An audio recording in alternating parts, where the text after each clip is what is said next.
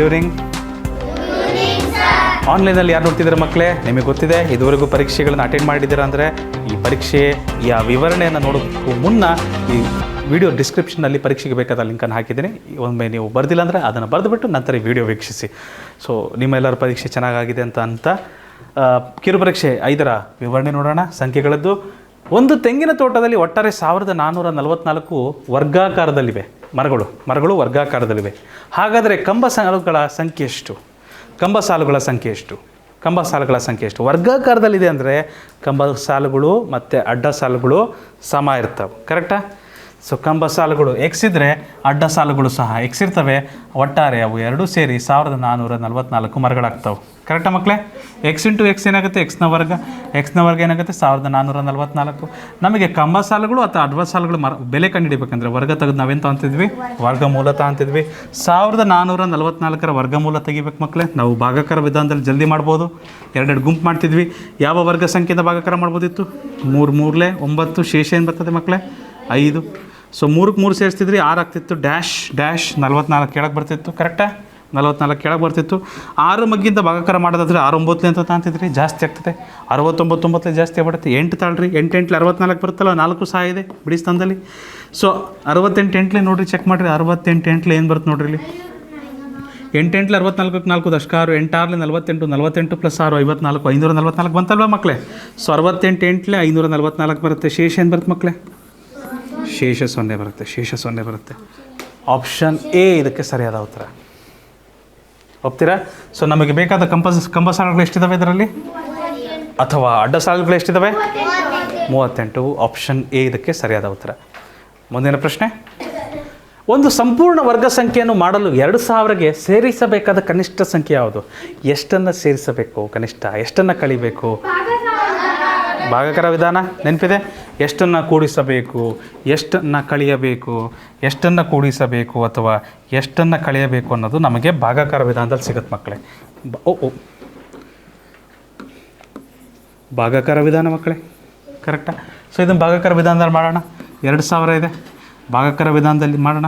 ಏನು ಬರ್ತದೆ ನೋಡಿ? 4ರ ವರ್ಗ 4 4 16. ಶೇಷ 4. 4ಕ್ಕೆ 4 ಕೂಡಿಸ್ತೀರಾ? 8. ಡ್ಯಾಶ್ 2 0 ಕೆಳಗೆ ಬರುತ್ತೆ. 8 5 40. 8 5 40 ಸರಿ. ಆದರೆ 85 5 ಏನಾಗುತ್ತೆ? ಜಾಸ್ತಿ ಆಗುತ್ತೆ, ಅದಕ್ಕಿಂತಲೂ ಜಾಸ್ತಿ ಆಗುತ್ತೆ. ಸೊ ಏನು ಮಾಡ್ಬೋದು ನಾವು? 84 4 ತಗೊಳ್ಳೋಣ. 84 4 ಏನು ಬರುತ್ತೆ ನೋಡಿರಿ? 4 4 16 ದಶಕ 1 4 8 32 1 33. ಸೊ ಒಂದು 84 4 336. ಶೇಷ ಏನು ಬರುತ್ತೆ ಮಕ್ಕಳೇ? ಶೇಷ ಏನು ಬರುತ್ತೆ?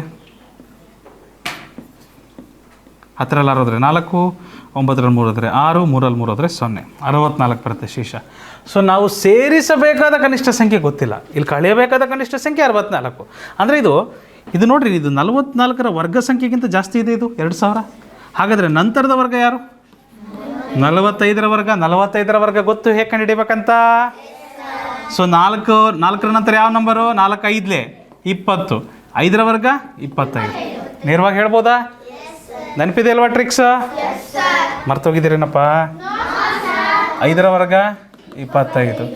15ರ ವರ್ಗ 5ರ ವರ್ಗ 25. ಸರಿ. 1ರ ನೆಕ್ಸ್ಟ್ ಯಾವ ನಂಬರು? 2. ಅದಕ್ಕೆ 2ಕ್ಕೆ 2. 1 2 2. 25ರ ವರ್ಗ ಅಂತ ಇತ್ತಪ್ಪ. 5ರ ವರ್ಗ ಏನಂತ ಬರೀತಿದ್ರಿ? 25. 2 ನೆಕ್ಸ್ಟ್ ಯಾರು ಬರ್ತದೆ? 3. 2 3 ಸಿಂಪಲ್. 35ರ ವರ್ಗ ಏನಂತ ಬರೀತಿದ್ರಿ? 5ರ ವರ್ಗ 25. 3 ನೆಕ್ಸ್ಟ್ ಯಾವ ನಂಬರ್ ಇದೆ? 3 4 ಗೊತ್ತಾಯ್ತಾ? ಅದೇ ಥರ 45ರ ವರ್ಗ ಏನಂತ ಬರಿಬೋದು ಮಕ್ಕಳೇ? 5ರ ವರ್ಗ ನಮಗೆ ಗೊತ್ತು 25. 4ರ ನೆಕ್ಸ್ಟ್ ಯಾವ ನಂಬರು? 4 5 ಸೊ 2025 ಅಂತ ಬರಿಬೋದಾ? ಮುಂದಿನ ವರ್ಷ ಜನವರಿ 18 ನಿಮ್ಮ ಪರೀಕ್ಷೆ ನೆನಪಿದೆಯಾ? ಸೊ 45ರ ವರ್ಗ 2025. ಫ್ಯಾಂಟಾಸ್ಟಿಕ್. ಇದರಲ್ಲಿ ಯಾರನ್ನು ಕಳಿಬೇಕು ನಾವು? 2000 ಕಳಿಬೇಕು ಮಕ್ಕಳೇ. 2000 ಕಳೆದು ಬಿಡೋಣ. ಶೇಷ ಎಷ್ಟು ಬರುತ್ತೆ?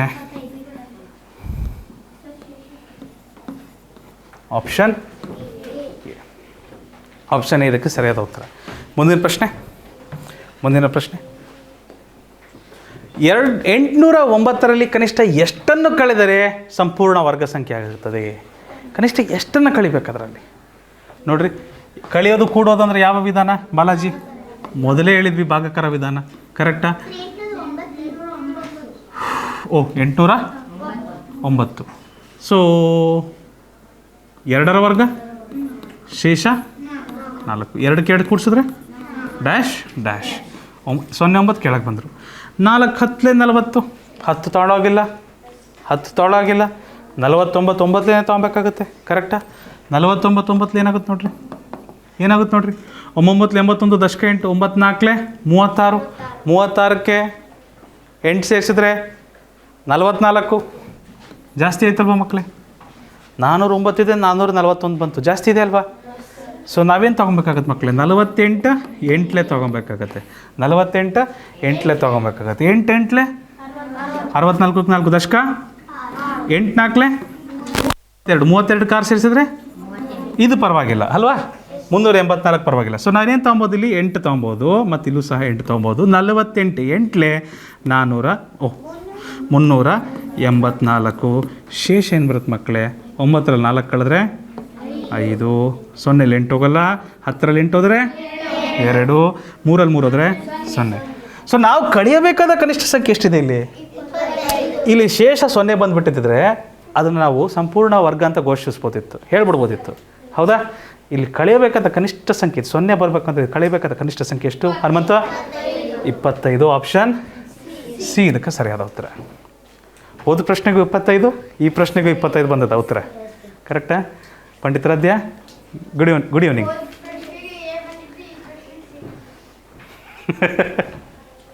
ಅದಕ್ಕೂ ಏನೋ ಸಂಬಂಧ? 768 ಕನಿಷ್ಠ ಯಾವ ಸಂಖ್ಯೆಯಿಂದ ಭಾಗಿಸಿದರೆ ಸಂಪೂರ್ಣ ವರ್ಗ ಸಂಖ್ಯೆ ಆಗುತ್ತದೆ? ಗುಣಿಸೋದು ಭಾಗಿಸೋದು ಬಂದರೆ ಯಾವ ವಿಧಾನ? ಅವಿಭಾಜ್ಯ ಅಪವರ್ತನೀಕರಣ. ಸೊ ಯಾವ ಸಂಖ್ಯೆಯಿಂದ ಭಾಗಾಕಾರ ಮಾಡ್ಬೋದು ಮಕ್ಕಳೇ? ಯಾವ ಅವಿಭಾಜ್ಯ ಸಂಖ್ಯೆ? ಸರಿ ಸಂಖ್ಯೆ ಇದೆ ಅಂದರೆ 2ರಿಂದ ಶುರು ಮಾಡಿಬಿಡ್ತೀವಿ ನಾವು, ಹೌದಾ? 2 3 6 ಶೇಷ 1, 2 8 16, 2 4 8, ಮತ್ತೆ 2ರಿಂದ ಸರಿ ಸಂಖ್ಯೆ ಬಂದಲ್ಲೆಲ್ಲ ನಾವು 2ರಿಂದ ಭಾಗಾಕಾರ ಮಾಡ್ತಾ ಹೋಗ್ತಿರ್ತೀವಿ, ಕರೆಕ್ಟಾ? ಮತ್ತೆ 2ರಿಂದ 2 9 18 ಶೇಷ 1, 2 6 12, ಮತ್ತೆ 2ರಿಂದ 2 2 2 4 8 ಶೇಷ 1, 2 8 16, ಮತ್ತೆ 2ರಿಂದ 2 2 4, 2 4 8, ಮತ್ತೆ 2ರಿಂದ 2 1 2, 2 2 4, ಮತ್ತೆ 2 6 12, ಮತ್ತೆ 3 1 3. ಒಂದು ಬರುವವರೆಗೂ ನಾವು ಅವಿಭಾಜ್ಯ ಅಪವರ್ತನೀಕರಣ ಈ ಥರ ಮಾಡ್ತಾ ಹೋಗ್ತೀವಿ. ಇಲ್ಲಿ ನಾವು 768ರ ವರ್ಗಮೂಲ ಪಡಿಬೇಕು ಅಂತ ಹೋದದ್ದಲ್ಲಿ 2 2 2 2 2 2 2 2 2 2 2 3 ಈ ರೀತಿ ಬರಿತಿದ್ವಿ. ಎಲ್ಲರೂ ಜೋಡಿ ಇದ್ದಾರೆ, ಇವರೆಲ್ಲರೂ ಜೋಡಿ ಇದ್ದಾರೆ. 8 ಸರಿ ಇದೆ. 1 2 3 4 5 6 7 8, 3 ಮಾತ್ರ ಒಬ್ಬಂಟಿ. ಸೊ ನಾವು ಗುಣಿಸಬೇಕಾದ ಕನಿಷ್ಠ ಸಂಖ್ಯೆ ಅಥವಾ ನಾವು ಭಾಗಿಸಬೇಕಾದ ಕನಿಷ್ಠ ಸಂಖ್ಯೆ? ಸೊ ಸಾಗರ್ ಪಾಟೀಲ್, ನಾವು ಗುಣಿಸಬೇಕಾದ ಅಥವಾ ಭಾಗಿಸಬೇಕಾದ ಕನಿಷ್ಠ ಸಂಖ್ಯೆ ಯಾವುದಿಲ್ಲಿ? 3. ಸೊ ಆಪ್ಷನ್ ಡಿ ಇದಕ್ಕೆ ಸರಿಯಾದ ಉತ್ತರ ಆಗ್ತದೆ. ಮುಂದಿನ ಪ್ರಶ್ನೆ, 1445ಕ್ಕೆ ಕನಿಷ್ಠ ಯಾವ ಸಂಖ್ಯೆಯನ್ನು ಗುಣಿಸಿದರೆ ಅದು ಸಂಪೂರ್ಣ ವರ್ಗ ಸಂಖ್ಯೆ ಆಗುತ್ತದೆ? ಎಷ್ಟನ್ನು ಗುಣಿಸಬೇಕು, ಎಷ್ಟನ್ನು ಭಾಗಿಸ್ಬೇಕಂದ್ರೆ ಏನು ಮಾಡ್ತೀವಿ? ಮತ್ತೊಂದು ಸರಿ ಅವಿಭಾಜ್ಯ ಅಪವರ್ತನೀಕರಣ ಮಾಡ್ತೀವಿ ಸ್ನೇಹ, ಕರೆಕ್ಟಾ ಸ್ನೇಹ? ಕೊನೆಗೆ 5 ಬರ್ತಾ ಇದೆ ಅಂದರೆ ಯಾವುದರ ಬಾಧ್ಯತೆಯನ್ನು ಹೊಂದಿದೆ? ಯಾವುದರ ಬಾಧ್ಯತೆಯನ್ನು ಹೊಂದಿದೆಯಪ್ಪ? ಸೊ ಲಕ್ಷ್ಮಿ, ಯಾವ ಸಂಖ್ಯೆಯಿಂದ ಭಾಗಾಕಾರ ಮಾಡೋಣ? 5ರಿಂದ ಭಾಗಾಕಾರ ಮಾಡೋಣ. ಡ್ರಾಮಾ ಸರ್ ಬಂದಿದ್ದಾರಪ್ಪ, ನನಗೊಂದು 5 ನಿಮಿಷ ಕೊಟ್ಬಿಡ್ರಿ, ಆಮೇಲೆ ನೀವು ಹಾಡು ಕಲಿ ಅಂತೀರಿ, ಸರಿನಾ? 289 ಎಲ್ಲರೂ ಕೇಳ್ದಂತಿದೆಯಾ? Very good. 17ರ ವರ್ಗ 17 17ಲೇ 289, 17 1ಲೇ 17. 17 ಅವಿಭಾಜ್ಯ ಸಂಖ್ಯೆಯೇ? ಹೌದಾ? ಎಸ್, 17 ಅವಿಭಾಜ್ಯ ಸಂಖ್ಯೆ. 1445ರ ನೀವು ವರ್ಗಮೂಲ ಪಡಿಬೇಕು ಅಂತ ಹೋದರೆ ಏನಂತ ಬರೀತೀರಿ? ಅವಿಭಾಜ್ಯ ಅಪವರ್ತನೀಕರಣ ರೂಪದಲ್ಲಿ. ಸೊ ಇವೆರಡನ್ನು ಗುಂಪು ಮಾಡ್ತೀರಿ, ಇದು ಮಾತ್ರ ಒಂಟಿ ಉಳಿತು. ನಾವು ಗುಣಿಸಬೇಕಾದ ಕನಿಷ್ಠ ಸಂಖ್ಯೆ ಅಥವಾ ನಾವು ಭಾಗಿಸಬೇಕಾದ ಕನಿಷ್ಠ ಸಂಖ್ಯೆ? ಆಪ್ಷನ್ ಬಿ ಇದಕ್ಕೆ ಸರಿಯಾದ ಉತ್ತರ. ಆಪ್ಷನ್ ಬಿ ಇದಕ್ಕೆ ಸರಿಯಾದ ಉತ್ತರ. ಸೊ ಗೌತಮ್, ಮುಂದಿನ ಪ್ರಶ್ನೆಗೆ ಹೋಗೋಣ. ರೈಟ್. ಗೊತ್ತಾ ನಿಮಗಿದು? ಇದನ್ನು ಈಗ ತಾನೇ ಮಾಡಿದ್ವಲ್ವಾ? 1444ಕ್ಕೆ ಏನು ಬಂದಿತ್ತು ವರ್ಗಮೂಲ? 1444ಕ್ಕೆ ಏನು ಬಂದಿತ್ತು ವರ್ಗಮೂಲ? 30. ಫಸ್ಟ್ ಪ್ರಾಬ್ಲಮ್ ಅಲ್ವಾ? 38 ಬಂದಿತ್ತು. ಅದನ್ನಿಲ್ಲಿ ಬಳಸ್ಕೊಳ್ಳೋಣ. ಮತ್ತೆ ಎಂತ ಮಾಡೋದು ಲೆಕ್ಕ? ಇದಕ್ಕೇನು ಬರ್ಬೋದು ಗೊತ್ತಿಲ್ಲ, ಅದಕ್ಕೆ ಮಾತ್ರ ಮಾಡೋಣ ಲೆಕ್ಕ. 1 5 2 1 ಇದರ ವರ್ಗಮೂಲ ಫಟಾಫಟ್ ಕಂಡುಹಿಡಿಯೋಣ ಭಾಗಾಕಾರ ವಿಧಾನದಲ್ಲಿ. 3 3 9 ಶೇಷ 6. 3ಕ್ಕೆ 3 ಸೇರಿಸ್ತೀರಿ ಸುಭಾಷ್? 6 ಆಗುತ್ತೆ ಡ್ಯಾಶ್ 21 ಕೆಳಗೆ ಬಂತು. 6 ಮಗ್ಗಿಂದ ಮಾಡೋದಾದ್ರೆ 6 1 ಬರಲ್ಲ, 6 10 ಬರಲ್ಲ, 6 9 ತಗೊಬೇಕು. ಒಂದು ಅಂಕೆ ಅಷ್ಟೇ ಜಾಗ ಇರೋದಲ್ಲಿ. 6 9 ತಗೊಂತೀರ ಅಂದ್ರೆ ಅರ್ಥ ಏನು? ಇಲ್ಲೂ ಸಹ ಏನಿಡಬೇಕು? 9 9 9 ದಶಕ 8 9 6 54ಕ್ಕೆ 8 ಸೇರಿಸಿದ್ರೆ ನಮಗೆ ಬೇಕಿದ್ದು ಬಂತ?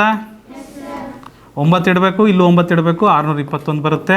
ಶೇಷ ಏನು ಬರುತ್ತೆ ಮಕ್ಕಳೇ? ಶೇಷ 0 ಬರುತ್ತೆ. ನಮಗೆ ಬೇಕಾದ ವರ್ಗಮೂಲ 39. ಇದು ವರ್ಗಮೂಲ 39 ಬರ್ತದೆ. ಇದ್ರ ವರ್ಗಮೂಲ ನಾವು ಕಂಡಿಡ್ಕೊಂಡಿದ್ವಿ 38 ಬರುತ್ತೆ. ಮಧ್ಯದಲ್ಲಿ ವ್ಯವಕಲನ ಚಿಹ್ನೆ 39ರಲ್ಲಿ 38 ಹೋದ್ರೆ ಎಷ್ಟು ಬರುತ್ತೆ ನಮಗೆ? Option A. ಈಸಿ ಇತ್ತಿದು. ಹಿಂದ್ಗಡೆ ಲೆಕ್ಕ ಮೊದಲನೇ ಲೆಕ್ಕ ಮಾಡೋಕ್ಕೆ ಬಂದರೆ ಇದನ್ನು ಈಸಿ. ಅದನ್ನು ಯಾರು ಮಾಡಿರಲ್ಲ ಅವ್ರಿಗೆ ಅದು ಕಷ್ಟ ಆಗಿರುತ್ತೆ. 3 ಅಂಕಿಯ ಮೊದಲ 3 ಅವಿಭಾಜ್ಯ ಸಂಖ್ಯೆಗಳ ಮೊತ್ತ ಎಷ್ಟು? 3 ಅಂಕಿಯ ಮೊದಲ 3 ಅವಿಭಾಜ್ಯ ಸಂಖ್ಯೆಗಳ ಮೊತ್ತ ಎಷ್ಟು? ಓಹೋ, 3 ಅಂಕಿಯ ಅವಿಭಾಜ್ಯ ಸಂಖ್ಯೆಗಳು ಬರಲ್ಲ.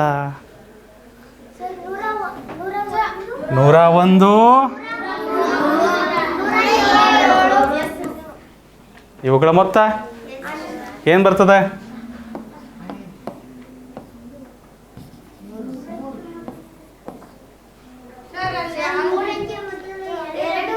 ಮೊದಲ 2 ಅವಿಭಾಜ್ಯ ಸಂಖ್ಯೆಗಳು. ಸಾರಿ, 3 ಅಂಕಿಯ ಮೊದಲ 3 ಅಲ್ಲ, 3 ಅಂಕಿಯ ಮೊದಲ 2 ಅವಿಭಾಜ್ಯ ಸಂಖ್ಯೆಗಳ ಮೊತ್ತ ಏನು ಬರುತ್ತೆ ನೋಡ್ರಿ? 1 3 4 204. Option B. Option B. ಮಾಡಿದ್ಯಮ್ಮ ನೀನು? ಹೇಳಿದೆಯಾ? ಮಾಡಿಲ್ಲ. Very good. ಹೇಳಿದ್ರು ಮಾಡಲಿಲ್ಲ. ವೆರಿ ಗುಡ್, ಭಾಳ ಒಳ್ಳೆಯದು. ಮುಂದಿನ ಪ್ರಶ್ನೆ.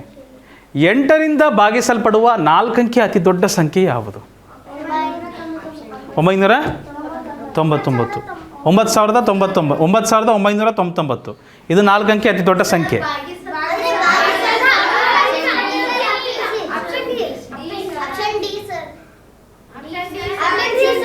ಚೆಕ್ ಮಾಡೋಣ ನೋಡ್ರಿ. 4 ಅಂಕಿ ಅತಿ ದೊಡ್ಡ ಸಂಖ್ಯೆ 9999. ಇದು 8ರಿಂದ ಭಾಗಾಕಾರ ಆಗುತ್ತಾ ಇಲ್ಲ ನೋಡ್ರಿ. ಮೊದಲು ಏನಾಗುತ್ತೆ? 8 1 8 ಶೇಷ 1 9 ಕೆಳಗೆ ಬರುತ್ತೆ. 8 2 16 ಶೇಷ 3 ಕೆಳಗೆ 9 ಕೆಳಗೆ ಬರುತ್ತೆ. 39 ಆಗುತ್ತೆ. 8 4 32 ಶೇಷ 7 9 ಕೆಳಗೆ ಬರುತ್ತೆ. 8 9 72 ಶೇಷ 7. ಅಂದರೆ 7 ಜಾಸ್ತಿ ಆಯ್ತಲ್ವ ಮಕ್ಕಳೇ? ಇದೊಂದು 7 ಜಾಸ್ತಿ ಆಗ್ಬಿಡ್ತು. 7 ಇರದೇ ಇದ್ದಿದ್ದರೆ 9999 ಸಹ 8ರಿಂದ ನಿಶೇಷವ ಭಾಗಾಕಾರ ಆಗ್ತಿತ್ತು. ಕರೆಕ್ಟ್. ನಾವೇನು ಮಾಡೋಣ? 9999ರಲ್ಲಿ 7 ಏನು ಮಾಡಿಬಿಡೋಣ? ಕಳೆದು ಬಿಡೋಣ. ಸೊ 9ರಲ್ಲಿ 7 2 9 9 9. ಆಪ್ಷನ್ ಡಿ ನೀವು ಹೇಳಿದ ಉತ್ತರ ಕರೆಕ್ಟ್ ಇದೆ. ಆವಾಗ ಅದು 8ರಿಂದ ನಿಶೇಷವಾಗಿ ಭಾಗಾಕಾರ ಆಗ್ತದೆ. ಆಪ್ಷನ್ ಡಿ ಇದಕ್ಕೆ ಸರಿಯಾದ ಉತ್ತರ. ಮುಂದಿನ ಪ್ರಶ್ನೆ. 16 ಮತ್ತು 36ರ ಸಾಮಾನ್ಯ ಅಪವರ್ತನಗಳು.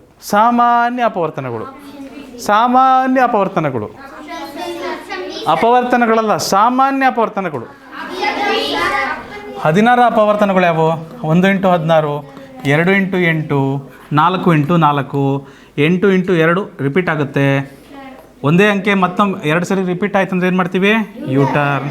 ಮತ್ತು 36ರ ಸಾಮಾನ್ಯ ಅಪವರ್ತನಗಳು ಭೈರವಿ. 1 36, 2 18, 3 12, 4 9, 6 6 ರಿಪೀಟ್ ಆಯ್ತಲ್ವಾ?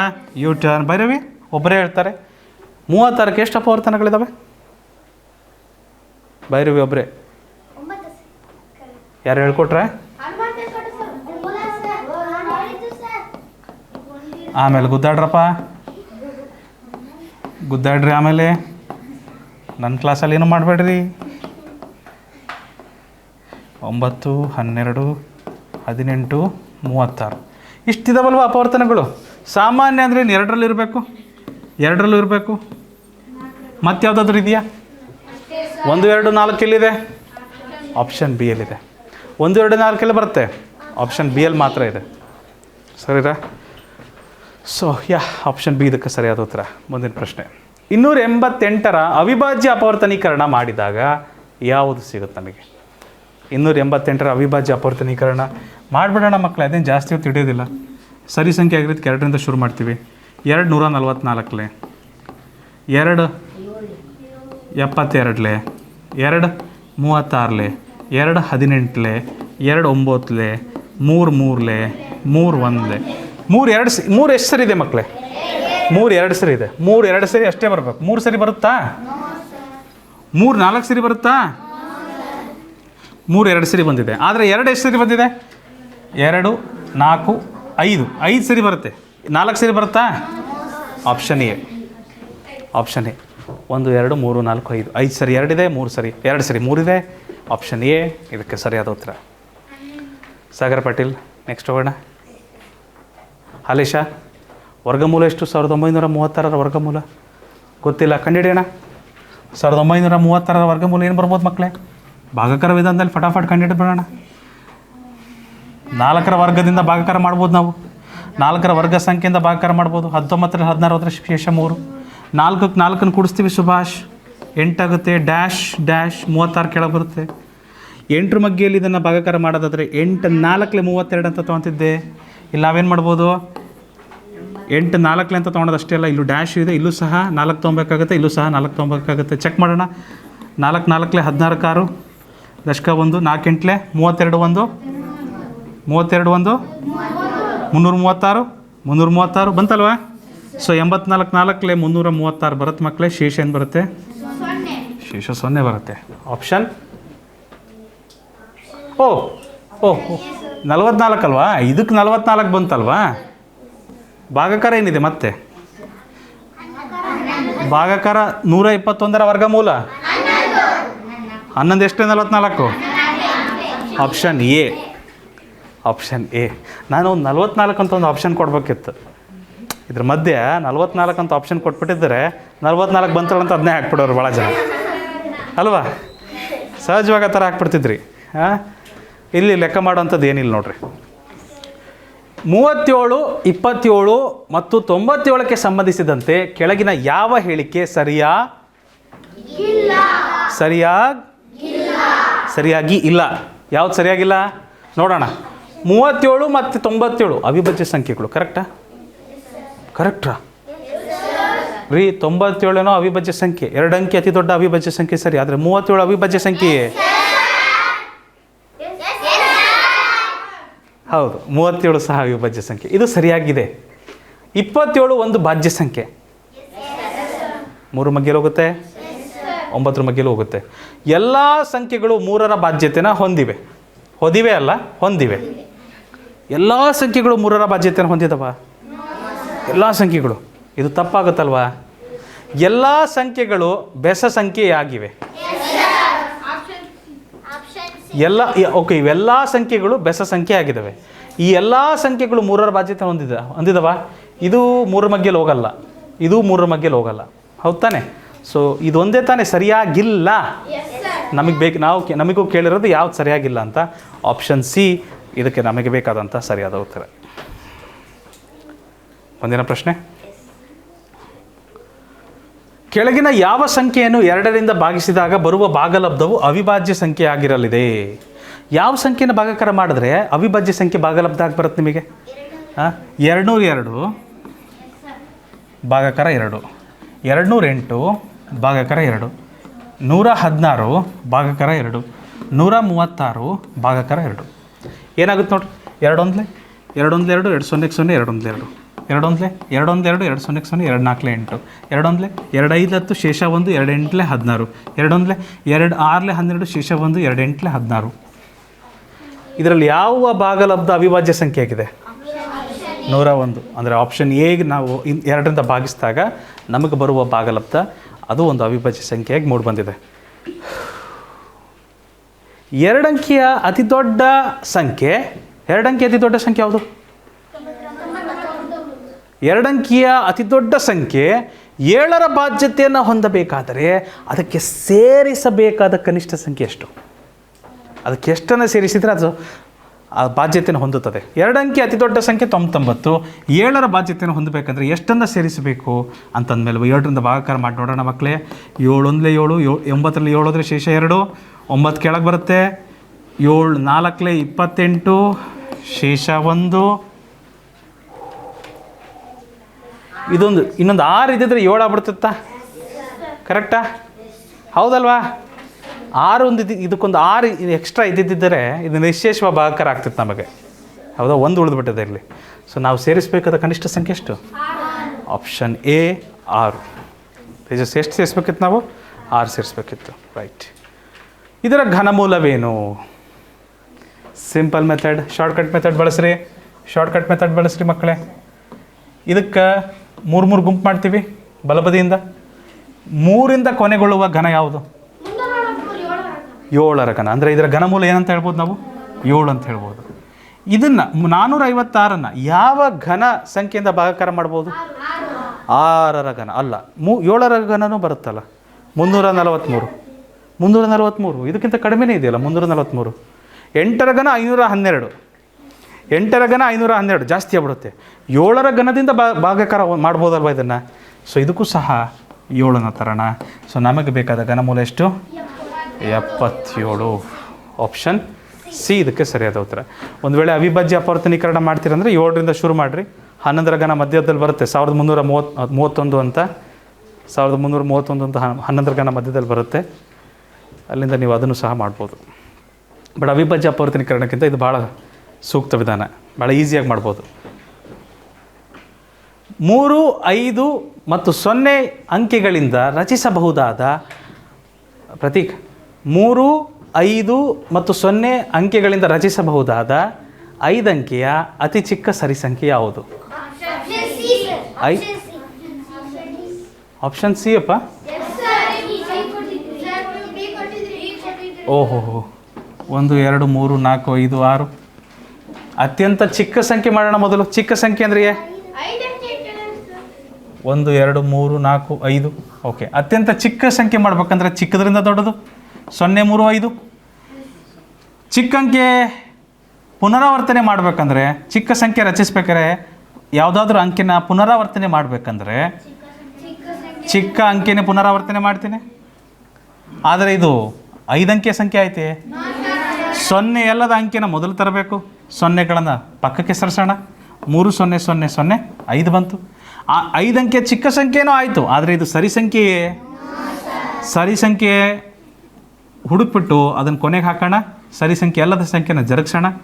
3 0 0 0 ಕೊನೆಗೆ ಹೋಗಿದೆ, 5 ಈ ಕಡೆ ಬರುತ್ತೆ. ಅರ್ಥ ಆಯ್ತಾ? ಸೊ ನಮಗೆ ಬೇಕಾದಂತಹ 5 ಅಂಕೆ ಅತ್ಯಂತ ಚಿಕ್ಕ ಸಂಖ್ಯೆ ಆಪ್ಷನ್ ಸಿ ಸರಿಯಾದ ಉತ್ತರ. ಆಪ್ಷನ್ ಬಿ ತಪ್ಪಾದ ಉತ್ತರ. ನೀವು ಹೇಳಿದ್ದು ಕರೆಕ್ಟ್ ಇದೆ. ಆಪ್ಷನ್ ಸಿ ಸರಿಯಾದ ಉತ್ತರ. Very good, very good Subhash. ಮೊದಲ 2 ಅವಿಭಾಜ್ಯ ಸಂಖ್ಯೆಗಳ ವರ್ಗಗಳ ಮೊತ್ತ. ಮೊದಲ 2 ಅವಿಭಾಜ್ಯ ಸಂಖ್ಯೆಗಳ ವರ್ಗಗಳ ಮೊತ್ತ. ಮೊದಲು ನೀವು ಹೇಳ್ರಿ, ಮೊದಲ 2 ಅವಿಭಾಜ್ಯ ಸಂಖ್ಯೆಗಳು ಯಾವಿದಾವಪ್ಪ? 2 ಮತ್ತು 3. ಇವುಗಳ ವರ್ಗಗಳ ಮೊತ್ತ ಅಷ್ಟೇ. 2ರ ವರ್ಗ, 3ರ ವರ್ಗ, 4 + 9. Ta-da, option A. Option A ಇದಕ್ಕೆ ಸರಿಯಾದ ಉತ್ತರ. ಭಾಳ ಸರಳ ಇತ್ತು. ಮುಂದಿನ ಪ್ರಶ್ನೆ. ಅವರೇ ಮಾಡಿಕೊಟ್ಟಿದ್ದಾರೆ. ವರ್ಗಮೂಲ ಅಲ್ವಾ? 2 ಜೋಡಿ ಮಾಡ್ತೀರಿ. 2 × 3 × 5 × 7. ಕರೆಕ್ಟಾ? ಜೋಡಿಗೊಬ್ಬರು ಹೊರಗೆ ಬರ್ತಾರೆ. ವರ್ಗಮೂಲದ ಛತ್ರಿಯಿಂದ ಹೊರಗೆ ಜೋಡಿಗೊಬ್ಬರು ಹೊರಗೆ ಬರ್ತಾರೆ. 2 × 3 6, 5 3 5 7 35. ಇದನ್ನು ಈ ರೀತಿ ಬರೀತಿದ್ವಿ, ಅದಲು ಬದಲು ಮಾಡ್ಬೋದಲ್ವ? 6 ಆ ಕಡೆ ಬರೀಬೋದಾ? ಕಡಿಮೆ ಅಂಕೆಗಳನ್ನು ಬಲಗಡೆ ಬರೆದ್ರೆ ಗುಣಾಕಾರ ಸುಲಭ ಆಗುತ್ತೆ. 6 5 30ಕ್ಕೆ 0 ದಶಕ 3, 6 3 18 3 21 210. ಆಪ್ಷನ್ ಡಿ ಇದಕ್ಕೆ ಸರಿಯಾದ ಉತ್ತರ. ಈಸಿ ಇತ್ತಿದು. ನೀವೇನು ನೀವು ಅವಿಭಾಜ್ಯ ಅಪವರ್ತನೀಕರಣ ಮಾಡಿ ಅದನ್ನು ವರ್ಗಮೂಲದ ಛತ್ರಿ ಒಳಗೆ 8 8 ಅಂತ ಹಾಕಿ ಅಷ್ಟೆಲ್ಲ ಮಾಡೋ ಅವಶ್ಯಕತೆನೇ ಇದ್ದಿದ್ದಿಲ್ಲ. ಅವರೇ ಮಾಡಿಕೊಟ್ಟಿದ್ದಾರೆ. ಜೋಡಿ ಮಾಡಬೇಕಿತ್ತು, ಗುಣಿಸ್ಬೇಕಿತ್ತು ಅಷ್ಟೇ. ಓಕೆ, 19ನೇ ಪ್ರಶ್ನೆ. 71ರಿಂದ 80ರವರೆಗೆ ಎಷ್ಟು ಅವಿಭಾಜ್ಯ ಸಂಖ್ಯೆಗಳಿದಾವೆ? ಗೊತ್ತಿಲ್ಲ, ನನಗೂ ಗೊತ್ತಿಲ್ಲ. ನನಗೂ ಗೊತ್ತಿಲ್ಲ, ಚೆಕ್ ಮಾಡೋಣ. ಬಾಧ್ಯತೆ ನಿಯಮಗಳನ್ನೆಲ್ಲ ಬಳಸೋಣ. 71ರಿಂದ ಶುರುವಾಗಿದ್ದು ಯಾವ ನಂಬರ್ ಬರುತ್ತೆ ಸೆಕೆಂಡು? 72, 73, 74, 75, 76, 77, 78, 79, 80. ಇದರ ನಡುವೆ ಎಷ್ಟು ಸಂಖ್ಯೆಗಳು ಬರ್ತಾವೆ? ಫಸ್ಟ್ ಆಫ್ ಆಲ್ ಅವಿಭಾಜ್ಯ ಸಂಖ್ಯೆ ಅಂದರೆ ಸರಿ ಸಂಖ್ಯೆ ಬರೋಕ್ಕೆ ಸಾಧ್ಯ ಇಲ್ಲ. ಎಲ್ಲ ಸರಿ ಸಂಖ್ಯೆಗಳು ಹೋದ್ವು. ಕರೆಕ್ಟಾ ಮಕ್ಕಳೇ? ಓಕೆ. ಇದು 11ರ ಗುಣಕ, ಇದು ಹೋಯಿತು. ಇದು 5ರ ಗುಣಕ, ಇದು ಹೋಯಿತು. ಉಳಿದವರು ಯಾರು? 73, 79. ಹೌದಲ್ವಾ? ಎಷ್ಟಿದ್ದಾವೆ? ಆಪ್ಷನ್ ಬಿ 2 ಅವಿಭಾಜ್ಯ ಸಂಖ್ಯೆಗಳಿದ್ದಾವೆ. ಅವೆರಡು ಯಾವ ಮಗ್ಗಿಯಲ್ಲೂ ಸಹ ಉಪಸ್ಥಿತಿಯಲ್ಲ, ಯಾವುದರ ಅಪವರ್ತ್ಯಗಳೂ ಅಲ್ಲ. ಅವಕ್ಕಿರುವ ಅಪವರ್ತನಗಳು ಬರೀ 2, 1 ಮತ್ತು ಅವೇ. ಕೊನೆಯ ಪ್ರಶ್ನೆ, 2 ಅಂಕಿಯ ಅತಿ ದೊಡ್ಡ ಅವಿಭಾಜ್ಯ ಸಂಖ್ಯೆ ಮತ್ತು 3 ಅಂಕಿಯ ಅತಿ ಚಿಕ್ಕ ಅವಿಭಾಜ್ಯ ಸಂಖ್ಯೆಗಳ ಮೊತ್ತ. 2 ಅಂಕಿಯ ಅತಿ ದೊಡ್ಡ ಅವಿಭಾಜ್ಯ ಸಂಖ್ಯೆ ಯಾವುದು? 2 ಅಂಕಿಯ ಅತಿ ದೊಡ್ಡ ಅವಿಭಾಜ್ಯ ಸಂಖ್ಯೆ 97. 2 ಅಂಕಿಯ ಅತಿ ದೊಡ್ಡ ಅವಿಭಾಜ್ಯ ಸಂಖ್ಯೆ 97 ಮತ್ತು 3 ಅಂಕಿಯ ಅತಿ ಚಿಕ್ಕ ಅವಿಭಾಜ್ಯ ಸಂಖ್ಯೆ 101. ಇವುಗಳಿಗಿರುವ ಮೊತ್ತವೆಷ್ಟು? 7 + 1 8, 9, 1 198. ಆಪ್ಷನ್ ಬಿ ಇದಕ್ಕೆ ಸರಿಯಾದ ಉತ್ತರ. ಸೊ ಇದರೊಂದಿಗೆ ನಿಮ್ಮ ಕಿರುಪರೀಕ್ಷೆ 5ರ ವಿವರಣೆ ಮುಕ್ತಾಯಗೊಳ್ತದೆ. ಕಿರುಪರೀಕ್ಷೆಯ 6ರ ವಿವರಣೆಯೊಂದಿಗೆ ಮತ್ತೆ ನಿಮ್ಮನ್ನು ಕಾಣಬಯಸ್ತೀನಿ. ಇಷ್ಟರೊಂದಿಗೆ ಇವತ್ತಿನ ತರಗತಿಯನ್ನು ಮುಗಿಸ್ತಿದ್ದೀವಿ. ನೆನಪಿಡಿ, ಇದು ಈಸಿ ಪೀಸಿ ಕ್ಲಾಸಸ್, ನಿಮ್ಮ ತರಬೇತಿ ಕೇಂದ್ರ.